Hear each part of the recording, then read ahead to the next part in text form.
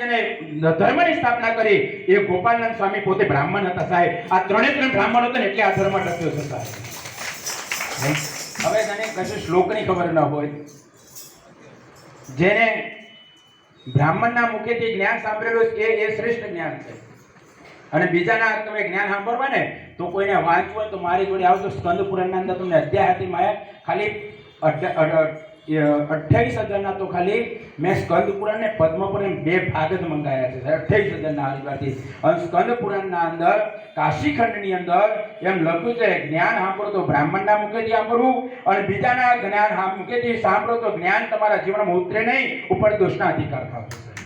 કારણ કે ગાય ગમે એટલું ઓછું દૂધ આપતી હોય પણ ચાંદલો તો ગાયને જ થાય, અને ભેંસ ગમે એટલું દૂધ વધારે આપતી હોય પણ ભેંસના પૂંછડે કદી પાણી ન રેડાય, એ તો ગાયના પૂંછડે જ પાણી રેડાય. એટલે એટલું બ્રાહ્મણનું મહત્વ છે. અને અમને આજે છાતી ખદ કે કેટલા માટે થાય છે.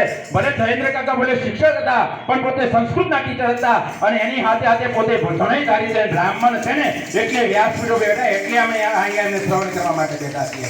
બીજા બેઠા અમે શ્રવણ કરીએ એ વાત નથી. અમે શ્રવણ કોનું કરવું જોઈએ?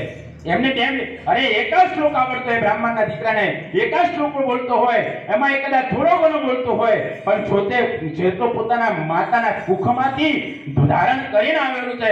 કારણ કે નરસિંહ મહેતા જે જૂનાગઢના અંદર નરસિંહ મહેતા થયા, નરસિંહ મહેતા પોતે નાગર બ્રાહ્મણ હતા અને બરાબર ભગવાને તેના 52 કામ કર્યા. 52 કામ પરિપૂર્ણ થઈ ગયા પછી નરસિંહ મહેતાને છેલ્લી વાર પરમાત્મા મળવા આવ્યો કે નરસિંહ, હવે મારું તારું અહીંયા ટેશન પૂરું થાય, હું તને ફરીથી મળીશ નહીં, હું હવે તારે જે માંગવું હોય જે કામ કરો છેલ્લી વાર કરાઈ લે. અને એક નરસિંહ મહેતા બોલે તો જો તું મને માપવા માંગતો ને તો અહીંથી મારો વંશ વેલો વધવો ના જોવે.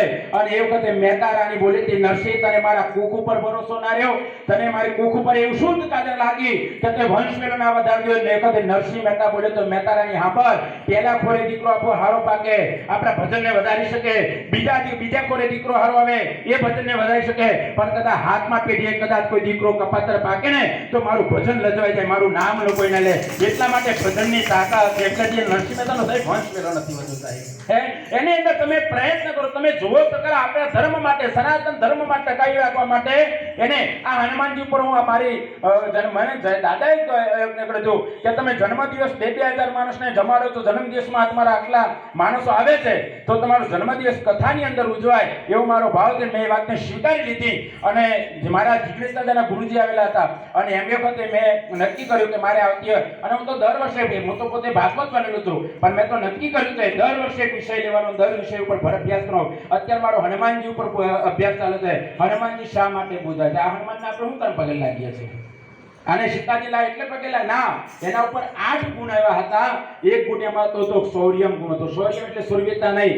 જે માણસ પોતાના સ્વભાવ પર વિજય મેળવી શકે દુનિયાને જીતી શકે સાહેબ. જે માણસ પોતાના સ્વભાવને જીતી શકે એ દુનિયાને જીતી. એવા 8 ગુણો છે. એ 8 ગુણો ઉપર 5 દિવસની કથા 25/3/2026 ના અંદર મારો પ્રારંભ થાય છે.